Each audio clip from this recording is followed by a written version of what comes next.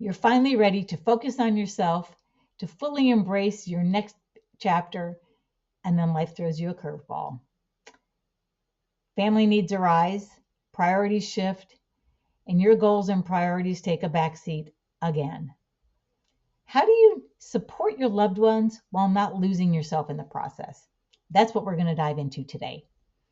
I'm Monica Primo, a retirement life coach who helps women design a life they love in their next chapter. And I've been there. Just when I was ready to embrace my next new chapter, major life events got in the way and kept shifting my priorities again and again.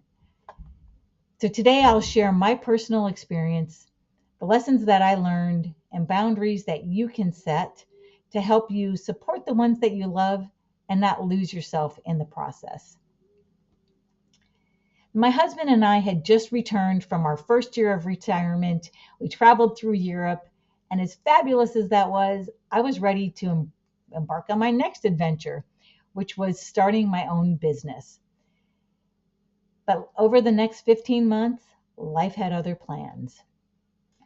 My sister came to help celebrate our return, and her visit turned into an 8-month stay as she rebuilt her life after leaving a bad marriage. We moved my mom into an independent living facility, ready for socialization and community, only to be quickly sidelined by the COVID lockdown, which left her isolated and alone. A few months later, our daughter came out as trans. It was a beautiful and complex journey, and one that challenged us to grow individually as parents and take a different look at how we see the world. And right after that, my husband was diagnosed with stage 4 cancer. It had a 5-year survivability rate and rocked our world. And just when we thought we could catch our breath, our youngest son had a seizure which revealed a brain tumor, which required immediate surgery. It was a lot, and none of these things were things I could ignore.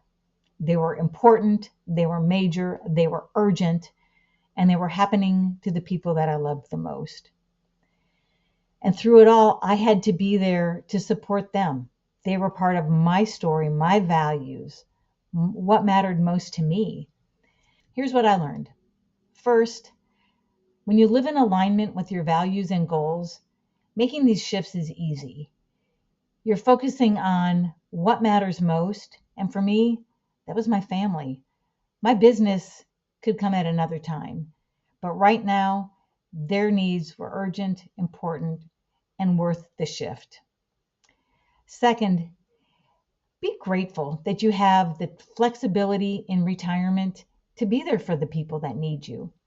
Not everybody can do this, and when you're working, it's a bigger lift. I could take the time for each of these people who needed me when they needed me, and that was more important than whatever else was going on in my life at the time. So be grateful that you have this time. Because all we can do is live in the present.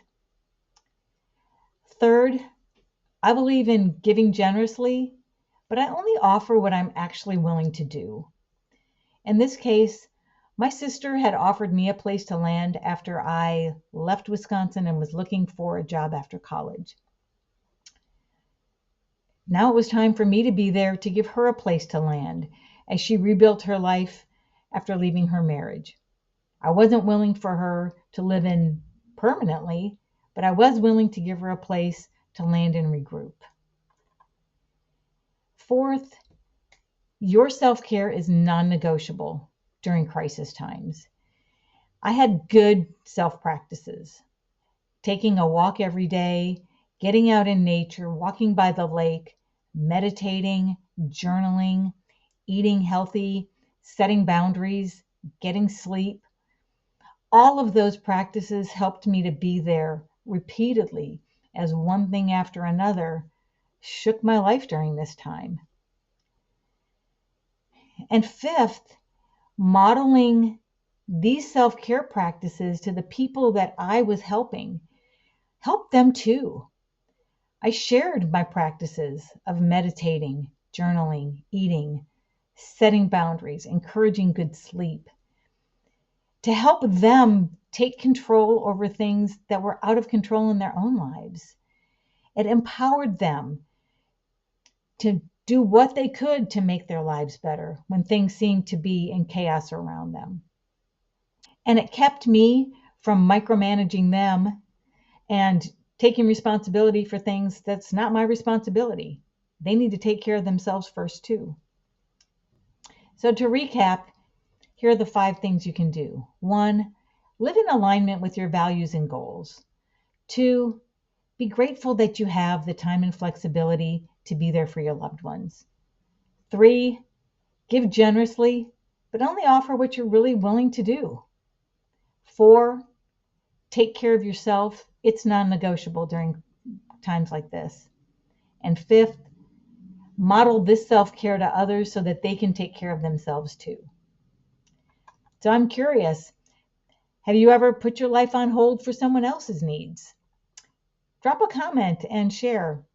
We've all been there, and it's nice to support each other, but also to know you're not in this alone. And if you're struggling to balance helping others with moving forward in your own life, give me a call and let's put a plan together to help you design a life you love while still being there for the people who are most important in your lives. Go to myencorecoach.com/schedule to book a call. If you liked what you heard, be sure to give this episode a like, subscribe to the channel, and share it with someone who might need to hear this message today. And remember, life is a journey, and whatever happens is part of your adventure. So embrace the adventure and live your best life every day.